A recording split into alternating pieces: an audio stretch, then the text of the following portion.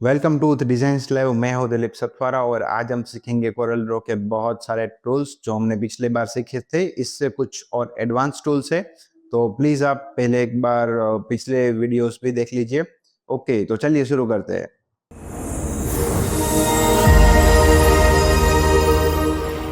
तो आज हम सीखने वाले हैं ये सब टूल्स जो डिस्प्ले पे आपको दिख रहे हैं, राइट।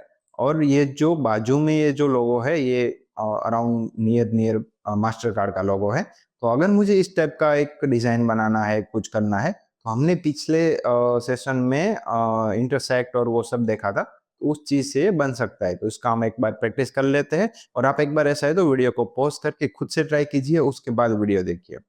तो चलिए शुरू करते हैं। सबसे पहले मैं एक ब्लू लेता हूँ राउंड इलिप्स, और ये दूसरे इलिप्स लेता हूँ मैं रेड, राइट। अब इसमें देखिए ब्लू, और अब बीच में ऐसे ये जब ये सब जो बार्स है, तो ये बार्स कैसे बनेंगे वो हमें देखना है, राइट। तो बार्स बनाने के लिए सबसे पहले मुझे क्या करना पड़ेगा, इस तरीके से सब एक बार्स मुझे रखने पड़ेंगे। तो मैं एक काम करता हूँ, एक इस तरीके से छोटे छोटे बार्स मैं यहाँ रख देता हूँ, और उसके मैं फिलहाल एक ब्लैक कलर या कोई भी कलर कर देता हूँ। और जब भी मैं कोई ऑब्जेक्ट ड्रॉ करता हूँ या फिर स्क्वायर, इलिप्स, हेक्सागोन, पेंटागन, कोई भी शेप रखता हूँ, तो सबसे पहले उसकी आउटलाइन हटा दीजिए। मैंने अभी जैसे इसमें हटाया, क्योंकि आउटलाइन की जरूरत हमें है नहीं, वो मेजोरिटी यूज होती नहीं है, और लोगो वोगो में भी नहीं होती। आप देखते ही है सब ऑलमोस्ट लोगो, तो वहां पे भी नहीं होती है? तो फिर इसको सबसे पहला काम कीजिए आउटलाइन हटाने का। अब मैं क्या करता हूँ, इसको एक फिक्स डिस्टेंस पे रिपीट कर रहा हूँ, फिर control R R R R R R R, done. यहाँ पर देखेंगे तो यहाँ पर देखिए, यहाँ पर मेरा कट टू कट है, और यहाँ पर नीचे थोड़ा कट टू कट नहीं है। तो मैं क्या करता हूँ, इन सबको सिलेक्ट करके थोड़ा ड्रैग कर लेता हूँ, डन हो गया। ठीक है। अब मुझे क्या करना है कि जैसे इसमें आप देख रहे हैं कि यहाँ पर मेरे सारे बार्स इस तरीके से कटे हुए होने चाहिए। तो ये कैसे बनेंगे, तो ये इस तरीके से बनेंगे कि सबसे पहले ये सब जो बार्स है उसको मैं ग्रुप कर देता हूँ। यहाँ पर आप देखेंगे तो ग्रुप हो जाएगा कंट्रोल जी से। अब ये बार्स मुझे फिलहाल कोई मुझे इसकी इतनी जरूरत नहीं है, तो उसको बार्स को मैं क्या करता हूँ, हाइड कर देता हूँ। तो यहाँ पर किसी भी लेयर को अगर आपको हाइड करना है, तो यहाँ जो आई वाला बटन है वहां से भी हाइड कर सकते हैं, या फिर राइट क्लिक करके आप यहाँ से भी हाइड कर सकते हैं। तो उसका मतलब ये है कि यहाँ पर ये ऑब्जेक्ट है ही, पर हमें दिखेगा नहीं जब तक हम इसको वापस से इनेबल नहीं करेंगे। ऐसे वापस से हाइड कर सकते हैं, कुछ भी कर सकते हैं। अब मुझे उसको इंटरसेक्ट करना है कि बीच का जो पार्ट है वो ही मुझे चाहिए। तो बीच का पार्ट यहाँ पर आ गया, देखा आपने, यहाँ पे जो रेड वाले इलिप्स के नीचे है। तो मैं उसको थोड़ा ऊपर ले लेता हूँ, तो आपको उसका आइडिया आएगा। और मैं उसका कलर भी कुछ अलग कर देता हूँ। तो मेरे पास फिलहाल यहाँ दो इलिप्स थे, उसमें से एक तीसरा मैंने इंटरसेक्ट करके अलग से शेप डिराइव कर लिया है। अब मैं क्या करता हूँ, इसको और इसको अनहाइड कर देता हूँ। राइट। तो अब मेरे पास दो ऑब्जेक्ट है, एक ये सब बार्स है और दूसरा ये इलिप्स है, राइट। तो अब मैं करता हूँ कंट्रोल जेड जेड, वापस ला देता हूँ अपने। तो आप जैसे देख सकते हैं हमारे पास इलिप्स के दो शेप्स आ गए कि आई मीन दो लेयर्स अलग अलग हो चुके। एक ये काउ है, और ये है हमारा जो सारे बार्स है वो है। तो अगर मुझे इन दोनों को क्या करना पड़ेगा, वापस से इंटरसेक्ट करना पड़ेगा। जब मैं इसको इंटरसेक्ट करूंगा तो मुझे मेरे बार्स अलग से मिल जाएंगे, राइट। तो ये देखिए यहाँ पे आपको एक अलग लेयर बन गया, वो दिख जाएंगे। तो मैं इसको और इसको हाइड कर देता हूँ, तो मुझे अपने बार्स अलग से मिल गए, राइट। अब मैं इसको क्या करूंगा, ब्लू कलर, तो हो गया। तो ये हो गया हमारा लोगो रेडी। तो अब इस तरीके से भी कर सकते हैं, और ऐसा नहीं कि इस तरीके से कर सकते। ये जो सारे हमारे ये जो फंक्शंस है, इसमें से आप कुछ कोई और लॉजिक बनाकर करके भी यूज कर सकते हैं, राइट। तो अब मुझे जिस जिस भी ऑब्जेक्ट की जरूरत नहीं है उन सबको मैं डिलीट कर दूंगा। ये हो गया हमारा लोगो रेडी, राइट, डन। तो चलो अब टूल्स की ओर आगे बढ़ते। तो सबसे पहला टूल्स है हमारा इरेजर टूल। तो इरेजर टूल को कैसे यूज करना है वो मैं आपको एक मस्त तरीके से सिखाता हूं। अब मैंने एक बॉक्स लिया है, तो अब इस बॉक्स में फिलहाल मैंने कोई कलर फिल नहीं किया है। तो अब मैं क्या करता हूँ, यहाँ से इरेजर लेता हूँ। तो इसमें आप देखेंगे जिस जिस टूल्स पे नीचे एरो है ऐसा छोटा वाला, उसका मतलब ये है कि उसमें एक से ज्यादा टूल्स ऑलरेडी भरे हुए हैं। तो हमें उसको अगर ओपन करना है तो क्या करेंगे, उसके ऊपर लॉन्ग प्रेस करेंगे। जब मैं उसके ऊपर लॉन्ग प्रेस करता हूँ तो वो क्या करेगा कि मेरा जो सारा मेन्यू है वो खोल के दिखा देगा। अब मुझे सिलेक्ट करना है तो उसके लिए मेरे पास 2 मेथड है।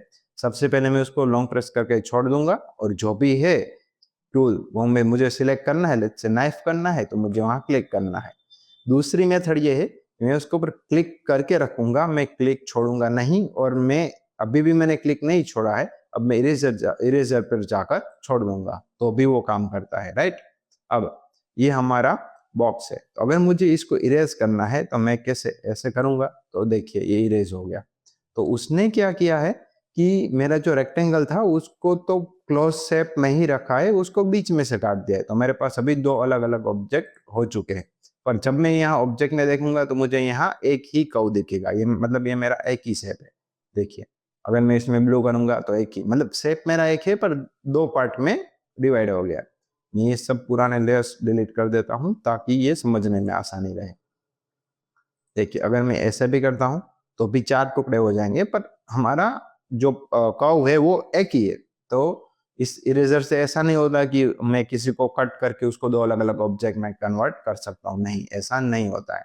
अब इरेजर की यहाँ प्रॉपर्टी देखते। इरेजर यहाँ पे हम राउंड भी रख सकते हैं और स्क्वायर भी रख सकते हैं। देखिए इस तरीके से, तो मुझे जो भी पसंद है उसके अकॉर्डिंग मैं यहाँ सिलेक्ट कर सकता हूँ। ये है हमारी साइज इरेजर की। तो लेट्स से मैं राउंड इरेजर रखता हूँ और ये मैं 1 कर देता हूँ, तो मेरे इरेजर की साइज बड़ी हो जाती है, और छोटी भी कर सकते हैं इस तरीके से सेम। अब ये जो 2 फंक्शन है वो पेन के लिए। अगर आप कोरल ड्रॉ कोई आई मतलब टच वाले लैपटॉप में यूज कर रहे हैं कि जिसमें पेन है, वो पेन के प्रेशर के अकॉर्डिंग है, वो हमें इससे इतना लेना देना नहीं है। तो हम सिर्फ अगर लैपटॉप में यूज कर रहे हैं तो हमें सिर्फ साइज छोटी बड़ी का फंक्शन मिलता है, पेन का प्रेशर का वो सब फंक्शंस नहीं मिलते हैं। ओके। अब वन मोर थिंग कि जब मैंने इसको डबल क्लिक किया यानी कि शेप टूल लिया, किसी भी ऑब्जेक्ट के ऊपर डबल क्लिक करेंगे यानी वो शेप टूल कन्वर्ट हो जाएगा, मतलब शेप टूल आ जाएगा। तो इसमें आप देख सकते हैं बहुत सारे नोट्स आ गए, और उसने कैसे इरेजर को कैसे वर्क किया कि ये मेरे अलग अलग शेप है। अब शेप टूल में मेरे पास यहाँ पे सिलेक्ट करने के लिए इस तरीके से रेक्टेंगल का भी ऑप्शन है, और अगर मुझे ऐसे पर्टिकुलर कुछ इतने ही ऑब्जेक्ट इतने ही पॉइंट सिलेक्ट करने हैं तो मैं रेक्टेंगल की जगह पे फ्री हैंड करूंगा।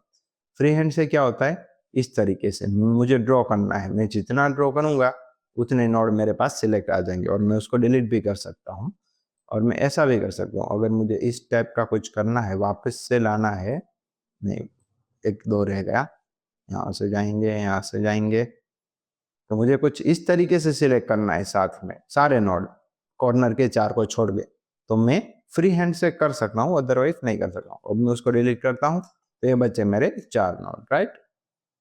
मैं वापस से यहाँ रेक्टेंगल कर दे रहा हूँ। चलिए अब आगे बढ़ते हैं। तो ये हो गया हमारा इरेजर टूल, और इरेजर का शॉर्टकट एक्स है। लेट्स से मैं एक्स प्रेस करता हूँ तो ऑटोमेटिक इरेजर आ जाता है। ओके। अब उसके आगे है क्रॉप टूल। तो क्रॉप टूल सेम इरेजर के साथ ही है, ये रहा, ये फर्स्ट वन क्रॉप टूल। तो अगर मुझे कोई भी इमेज को क्रॉप करना है तो कैसे करेंगे वो मैं आपको बताता हूँ।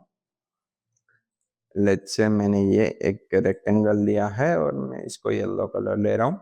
अब मुझे इस रेक्टेंगल को ऐसा है, मुझे इसको क्रॉप करना है, तो मैं क्रॉप टूल लूंगा और मुझे जितना क्रॉप करना है उतना मैं सिलेक्ट करके एंटर प्रेस करूंगा तो वो क्रॉप हो जाएगा। मेरे पास कितना आ गया, इतना ऑब्जेक्ट आ गया।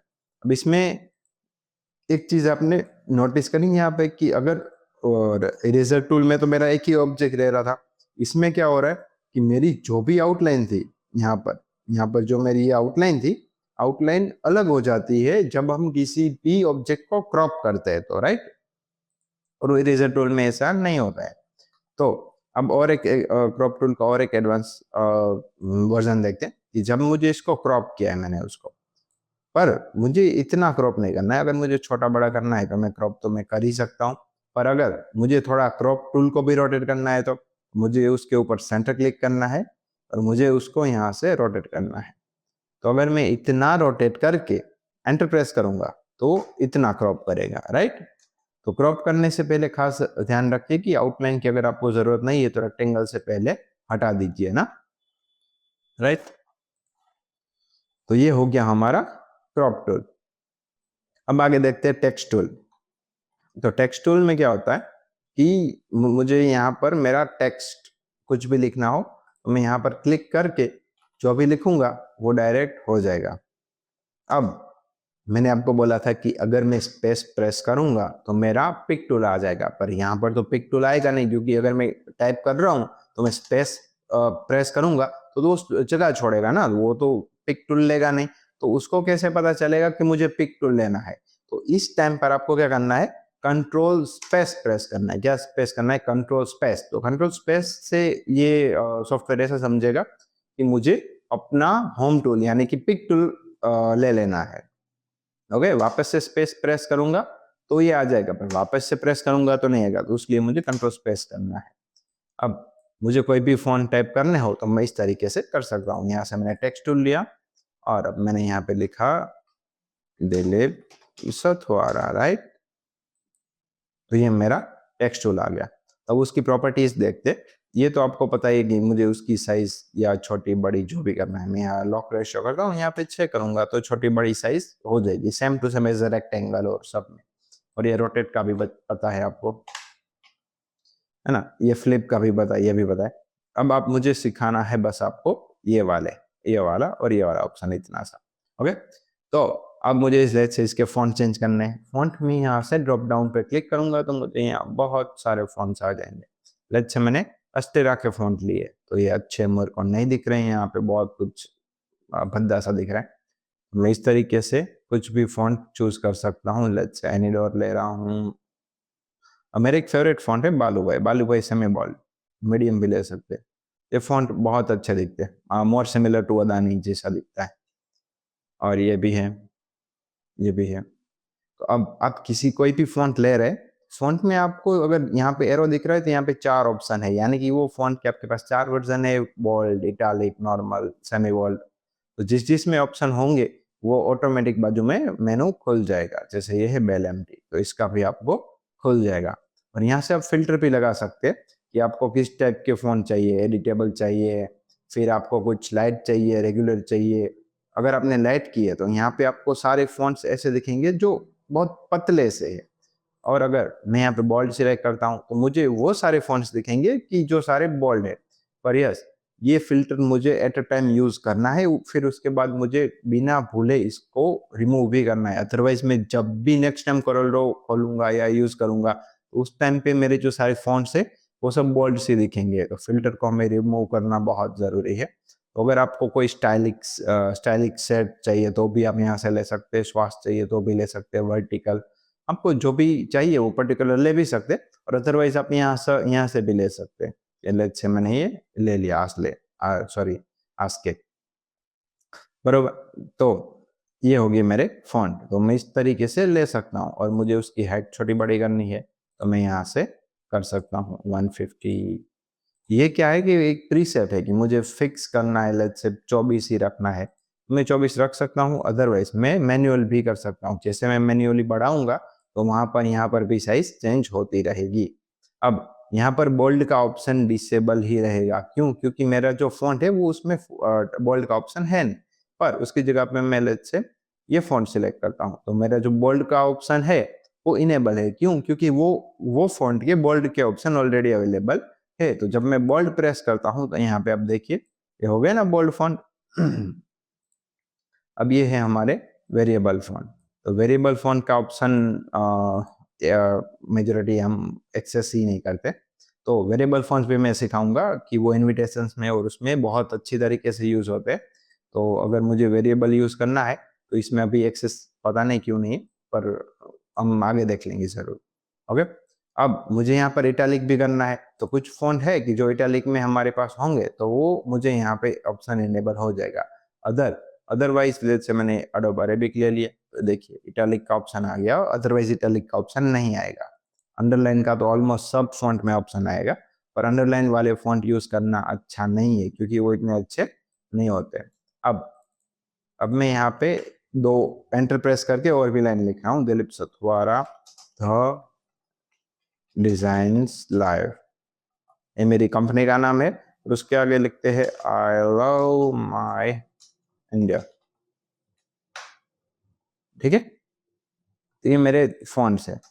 तो मुझे कंट्रोल स्पेस करके ये पिक टूल आ जाता है। अब मुझे मेरे जो फॉन्ट्स है उसको लेफ्ट अलाइन करने हैं, तो ये है। राइट सेंटर अलाइन करने के लिए ये है, और राइट अलाइन करने के लिए ये है। अब मैं उसको थोड़ा डिजाइन लायर मैं थोड़ा बड़ा कर देता हूँ, इज द बेस्ट। राइट, अब आपको अच्छे से आई लव माई डियर, छोटी बड़ी लाइन से तो आपको समझने में आसानी रहेगी। अब देखिए इटालिक हटा देता हूँ। अब मैं इसको सेंटर लाइन करूंगा, तो क्या होगा, जितनी भी लाइन से वो सेंटर लाइन हो जाएंगी, सबका सेंटर सेम होगा। इससे लेफ्ट हो जाएगा, यहाँ से राइट हो जाएगा। और ये है फुल्ली जस्टिफाई। फुल्ली जस्टिफाई यानी क्या होगा कि जो मेरी लास्ट वाली लाइन है जो खत्म हो रही, वो वहां पे होगी, और पहली और दूसरी लाइन फुलफिल हो जाएगी। राइट, उसका हम पैराग्राफ में अच्छे से अभी देख ही रहे। फोर्स जस्टिफाई, फोर्स जस्टिफाई यानी कि हमारी जितने भी लाइन्स है वो सारी की सारी लाइन्स की सेम विड्थ और सेम मतलब सेम विड्थ हो जाएगी, ये इसको बोलते हैं फुल जस्टिफाई। पर हमें ये नहीं रखना है, क्योंकि हमारे जो स्पेलिंग के बीच में आप देख रहे हैं फॉन्ट के बीच में स्पेस ज्यादा हो जाएगी, तो इसको हम लेफ्ट या सेंटर ही रखेंगे। अब फॉन्ट में और एक ऑप्शन है कि जब मैंने फॉन्ट का ऑप्शन लिया और क्लिक किया तो मुझे डायरेक्ट लिखने का ऑप्शन मिल जाता है। पर जब मैं फॉन्ट का ऑप्शन लेकर एक बॉक्स ड्रॉ करता हूँ तो वो क्या होगा, मेरा एक बॉक्स प्लेस होल्डर आ जाएगा।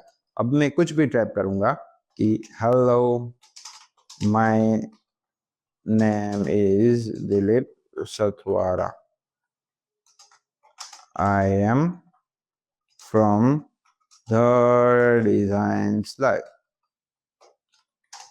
तो ये जो मेरा पैराग्राफ है, तो मैं यहाँ से जो भी मैं टाइप करता जाऊंगा तो वो आगे बढ़ता जाएगा। अब जैसे ही वो एक बॉक्स की लाइन के एज पर चला जाता है तो वो नई लाइन में आ जाता है। यानी कि जब मैं कुछ इतना बड़ा टाइप कर रहा हूँ तो वो ऑटोमेटिक नई लाइन ले लेगा और एक पूरा पैराग्राफ बना के देगा। अगर कोई मुझे मैगजीन न्यूज़पेपर, वो इस तरीके से ही काम करते हैं। अब इसका एक बेस्ट फायदा क्या है मैं आपको बताता हूँ कि अगर इसको मैं थोड़ा छोटा करके यहाँ ले लेता हूँ। यस, तो अगर मैं ये फॉन्ट को अगर मैं छोटा करता हूँ तो इस तरीके से छोटा होगा नहीं। अगर मुझे ऐसा करना है कि ऑटोमेटिक उसकी वो सेम प्लेस पर रहे फॉन्ट, उसको छोटे बड़े करूँ तो भी, तो उसके लिए मुझे टेक्स्ट बॉक्स ही यूज करना पड़ेगा। फॉर एग्जाम्पल मैं इसको देखिए छोटा करता हूं तो ऑटोमेटिक वो नई लाइन में चला जाएगा। और इस टाइप के ये इंडिविजुअल फॉन्ट्स में ऐसा पॉसिबल नहीं है, टेक्स्ट बॉक्स में ही पॉसिबल है। ओके, तो चलिए उसके आगे देखते हैं। अगर मुझे उसको अब ये वाला ऑप्शन भी मैं कर सकता हूँ फुल्ली जस्टिफाई, तो ये जो मेरा लास्ट वाला पॉइंट है वो यहाँ पर आ जाएगा। तो ये हमारा टेक्स्ट बॉक्स है, और टेक्स्ट बॉक्स का यूज हम आगे भी देखेंगे जब ब्राउजर कैटलॉग सब सीखेंगे तब। राइट, अब मुझे टेक्स्ट बॉक्स में और एक ऑप्शन मिलता है कि मैं यहाँ पर नोड पॉइंट ऐड कर सकता हूँ, ये वाले मेरे बराबर बुलेट पॉइंट्स, सॉरी। तो अब मैं उसको मैं लेट्स से 1 2 3 एंटर, 4 5 6 एंटर। जैसे ही आप देख रहे हैं यहाँ पर वो बुलेट पॉइंट ऐड करके दे देंगे टेक्स्ट बॉक्स में, है ना। तो ये सब चीजें उसमें पॉसिबल नहीं है, उसमें मुझे मैन्युअली डालना पड़ेगा।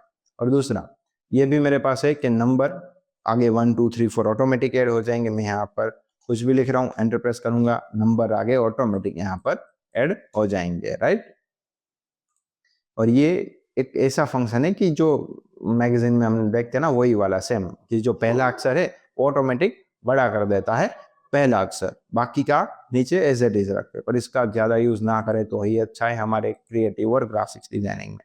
मैगजीन में ही चलता है, उसके अलावा ये नहीं चलता है। राइट, तो ये हो गया हमारा टेक्स्ट बॉक्स और टेक्स्ट बॉक्स कैसे काम करता है। राइट, ओके, यस, एक और चीज रहेगी, इसमें एक टेबल है। तो टेक्स्ट के साथ अगर मुझे टेबल यूज करना है तो मैं कहीं भी मेरे क्रिएटिव में टेबल भी यूज कर सकता हूँ, पर इसका टेबल का फॉर्मेट बहुत ही भद्दा है, इतना अच्छा नहीं दिखता है। तो ऐसा टेबल हम कभी नहीं यूज करेंगे। मैं आपको एक मैन्युअली टेबल कैसे बनाना है वो भी सिखा देता हूँ, पर फिर भी ये सीख तो लेते ही एक बार। लेट्स से मुझे 1 2 3 4, तो 4 मेरे पास ऐसी कॉलम्स है। तो अगर मुझे कॉलम्स बढ़ानी है तो मैं यहाँ से बढ़ा सकता हूँ, सॉरी यहाँ से मैं यहाँ से कॉलम बढ़ा सकता हूँ, यहाँ से मैं नीचे रोस बढ़ा सकता हूँ। तो मुझे जो भी जितना भी करना हो उतना मैं कर सकता हूँ। और उसमें लिखने के लिए मुझे यहाँ से टेक्स्ट टूल लेना है। टेक्स्ट टूल लिया, यहाँ पे कुछ भी मैंने लिख दिया, फिर मैंने टैब प्रेस किया, यहाँ पे लिख दिया, यहाँ पे लिख दिया, यहाँ पर भी मैं लिख सकता हूँ, सॉरी। तो यहाँ क्या ऑटोमेटिक टेक्स्ट बॉक्स आ जाएगा। तो अगर मुझे इसका फॉर्मेटिंग करना है, लेट्स अब मैंने सब बॉक्स भर दिए टेबल में, अब मुझे फॉर्मेटिंग करना है, तो एट अ टाइम मुझे ये सब ऐसे सिलेक्ट करने पड़ेंगे। अब मैं उसके टेक्स्ट कैसे चेंज करूँ वो भी मुझे यहाँ नहीं समझ आ रहा। क्यों? क्योंकि ये जो टेक्स्ट का ऑप्शन है वो टेबल के कॉलम सिलेक्ट करता है, टेक्स्ट नहीं सिलेक्ट करता। अगर मुझे फॉन्ट चेंज करना है मुझे इंडिविजुअल एक एक को जाके करना पड़ेगा। जैसे यहाँ से किया, फिर इसको सिलेक्ट किया, फिर यहाँ किया। इसीलिए इसका टेबल फॉर्मेट बहुत ही खराब है, तो ये टेबल यूज हमें नहीं करना है, राइट। तो इतना आप एक बार प्रैक्टिस कर लीजिए। और ये जो आगे के टूल्स है 4, 5, 6, 9 ये बहुत ईजी और आसान से टूल है। तो ये टूल्स हम आगे वाले सेशन में देखते हैं। ओके, तो मिलते हैं अगले वाले सेशन में। Thank you so much.